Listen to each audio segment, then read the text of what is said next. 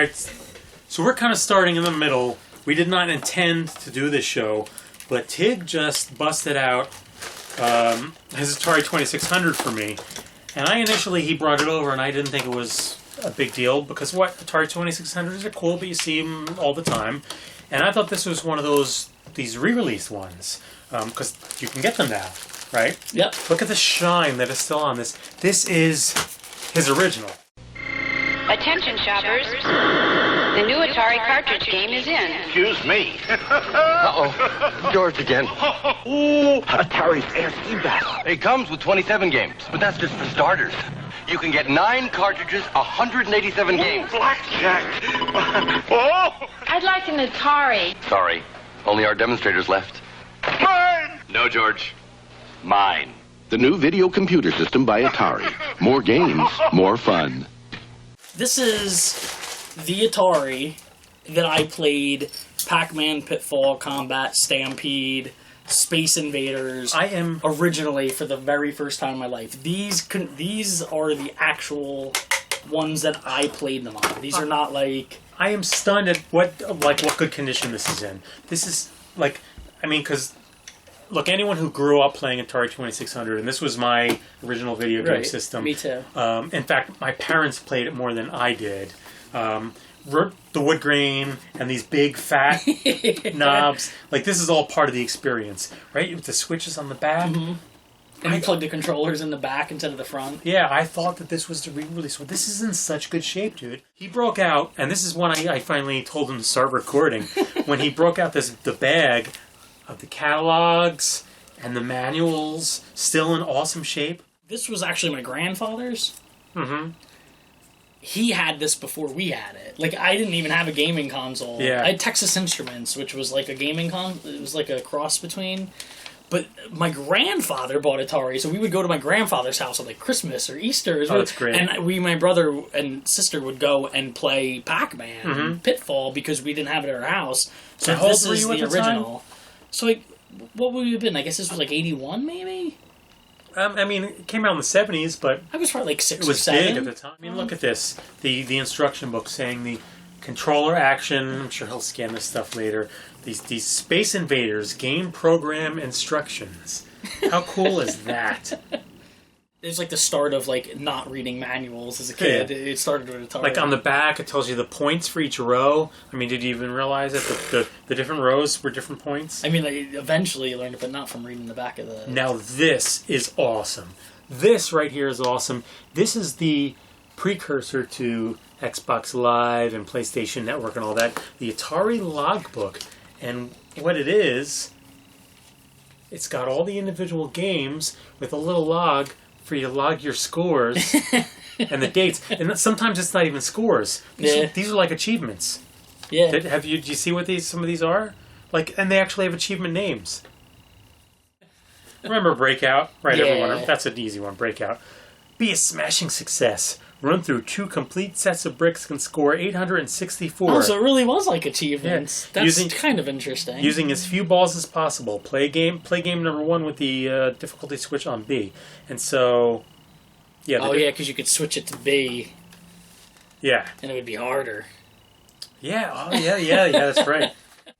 When I got this, my aunt had it in the attic, and she said she said, if you want it, it was your grandfather's, you can have it back. It was exciting to see these games because it brought back tons of memories of oh my god, this is the Space Invaders. I played Space Invaders. But when I saw the manuals, I was more excited about these. Now, you know what you really need to do, especially this stuff right here, not even just the manuals, but this right here, the Atari Video Games Catalog. Oh, I'm sorry, the Atari Video Computer System Catalog. Because it's a computer system. And since you have 2 of them, you can do this. You need to scan this whole thing. There will be... oh, the Superman game! Holy crap! This was... did you have the Superman game? No. The Superman game was awesome. Because... did he actually fly?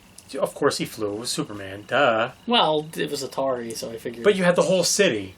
And you flew around the city from board to board to board, and there were little criminals that you would pick up, and you could jump in the phone booth and change, and you had to go rescue Lois Lane, that bitch. And the Superman game was awesome. I don't know if it was the first superhero game, like official superhero game. It was really cool.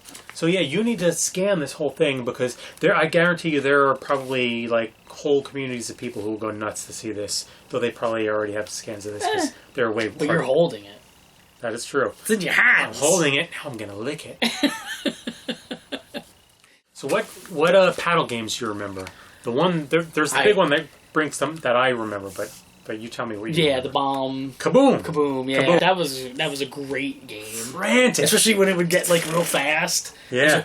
You were just basically like going back and forth as fast as you could. That was a great game. I was pretty good at Kaboom, and remember you would get in that zone where you were just, it was like Zen, you were just... Yeah, you were shocking yourself on how quickly you were able to like get all of the... But you know who was really, really good at it? My mother. Really? For real, my mother was good at Kaboom. Well, both of my parents played Atari 2600. So you got some cartridges. Let's talk about the games that are sitting here. Okay, Combat, obviously.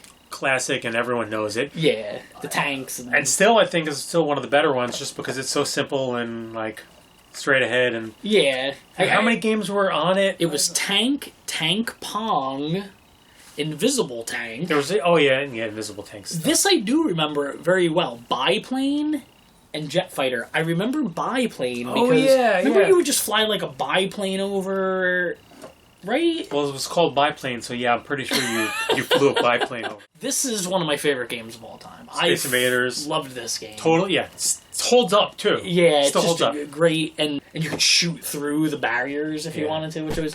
But this is one of those games like you can't find for some reason. The Atari version is like unless you're in emulation, right? Which is a completely different show. Stampede! Yeah, see, I remember Stampede by name, but I don't remember the game. So you basically were on a horse, and there was cows, and they were different colors, and you would ride from the left side going towards the right, and these cows would be riding, coming from the right, and you had to, like, lasso them, but, like... Every color moved at a different pace, so like the darker brown ones were slower, or the whatever. The black one was stationary, so it would just like fly by. It was a great game, though. It was one of my favorite games. It was really hard. Yeah, and just like every Atari game, never ending, so there was no ending, so you're just going on forever. Yeah. And then we have miniature golf, which I do remember. I remember that a lot. One of the few I don't remember at all. It was exactly what it sounds like. It looked like miniature golf, as far as an Atari game can go. And really, the putting, it was like a nightmare. Like, you would putt, and the club would just like go over the ball, and then the ball would go afterwards. Oh, that sounds... Actually, that aspect sounds It was like a nightmare to play. It didn't work right. We had a good game catalog growing up, so most games I remember, but certainly not that. And then I got, getting into emulation later as an adult, I was going through tons of them. But yeah, that one I don't remember. This, of course, my parents were obsessed with that. They would stay up till 2 a.m. Remember flipping the game? Oh, yeah. Remember? Like, that was the big thing to flip a game. So, are you saying that your parents had Pac-Man fever? It's driving me crazy. Pac-Man fever. I'm going out of my... Hate to eat and run. Pac-Man by Atari. I guess, yeah. Yeah, I guess. And then this is...